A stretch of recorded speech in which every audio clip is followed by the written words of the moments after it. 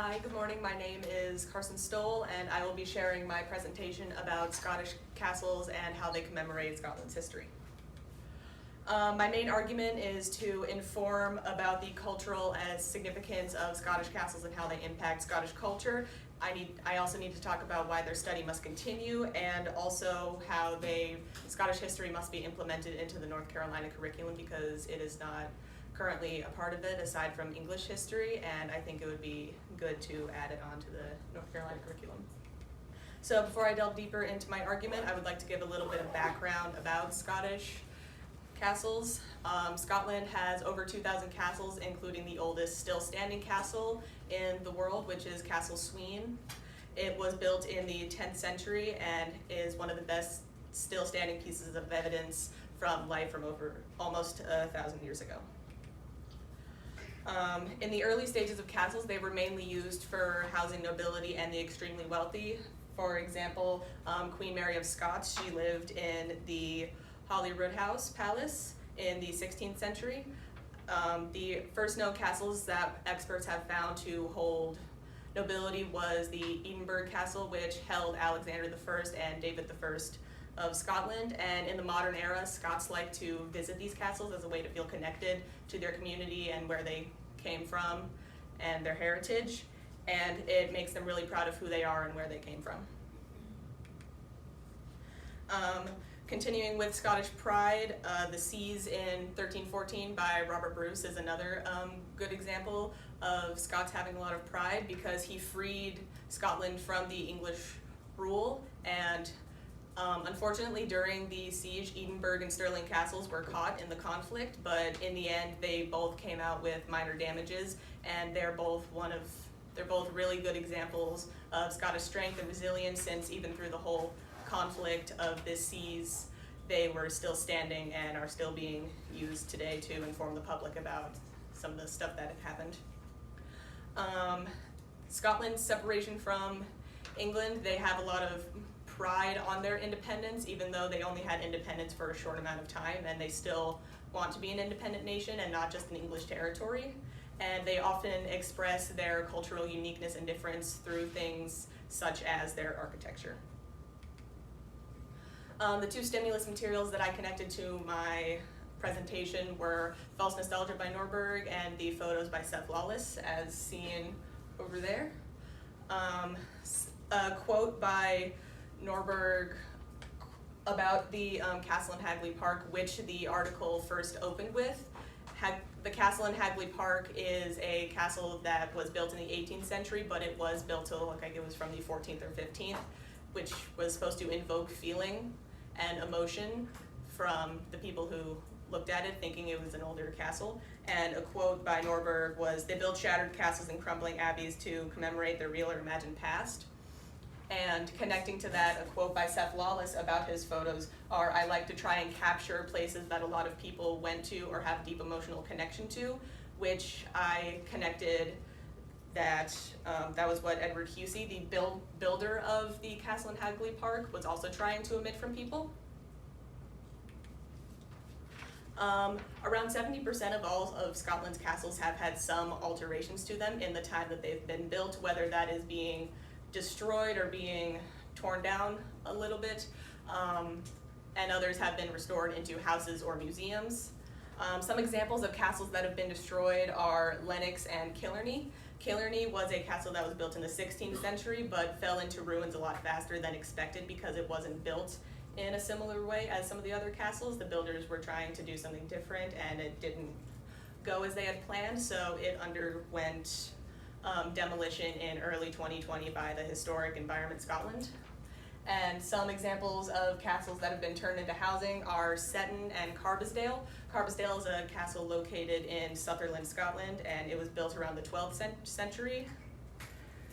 And it was turned into a house in the early 20th century. Next are castles that have been turned into museums, such as the Lauriston and one of Scotland's most beloved castles, which is Stirling. Stirling was built in the early 12th century. It underwent renovations in the 14th and 15th centuries and was converted into a museum for the public in 1964, and it is a really good example, like a walking museum is a good way to get knowledge by being in a physical building, and it's a lot easier for people to absorb information if they can actually see it. Some unfortunate flaws regarding the restoration of some of these castles is during the restoration, a lot of parts of the castles are being destroyed by trying to modernify them, and it removes a lot of historical accuracy and some of the culture of the castles from earlier centuries, and it really blurs the line between what people are trying to modernize with the castles and real historically accurate Scotland with their architecture. And it also makes it a lot harder to find like concrete evidence about what happened, because if there's no record of the restorations that are happening, we can't decide if something that is a part of the castle was made when the castle was actually built, or if it was something that has been modernized by people centuries after the castle was actually built. In conclusion, I believe that the study of Scottish castles needs to continue because it keeps improving Scottish difference and keeps giving them more separation from England, which is what a lot of Scots want. They just want their independence and to not be recognized as an English territory anymore, and they're still fighting to get their independence. It would also be a good way to get a cultural knowledge and understanding of a different country, especially if it's being taught in the US and Scotland is so far away. And it would also be a good way to get inspiration for how we do things here, of looking at how other countries do things, which is not just about architecture, but it could also include it.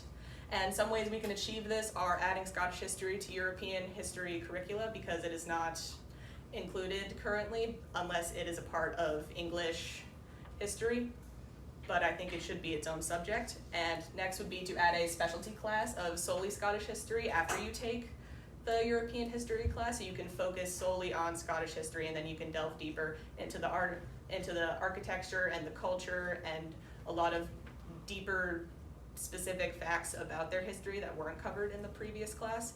And just a little thing of to have both classes include a little section on architecture, since it is one of the main ways that Scotland likes to show its uniqueness from England and how they like to separate themselves. Thanks, Carson. I'm going to ask you a couple of questions. Can you talk to us about how your research question evolved as you read through sources and learned more about Scottish castles? Yeah.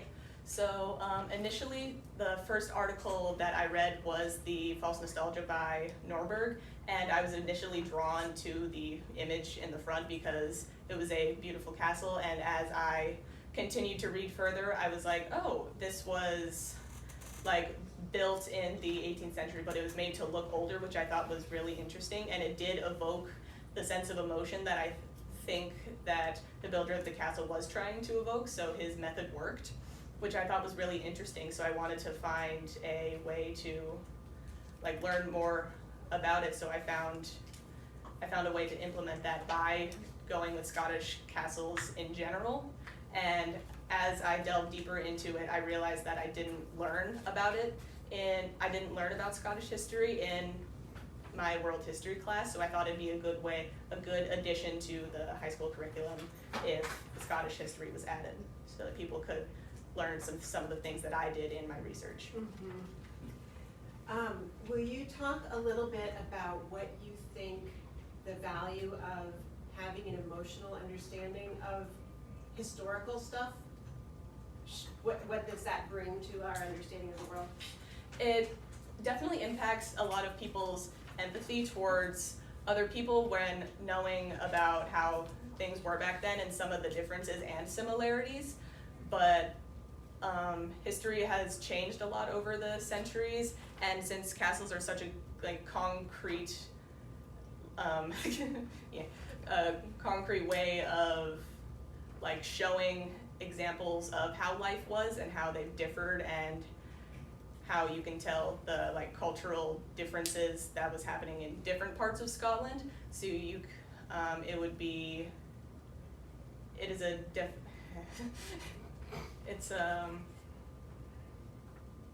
would definitely be a good way for people to like have an emotional connection by actually going to visit these castles and learn physically about the things and the people who lived there and what actually happened.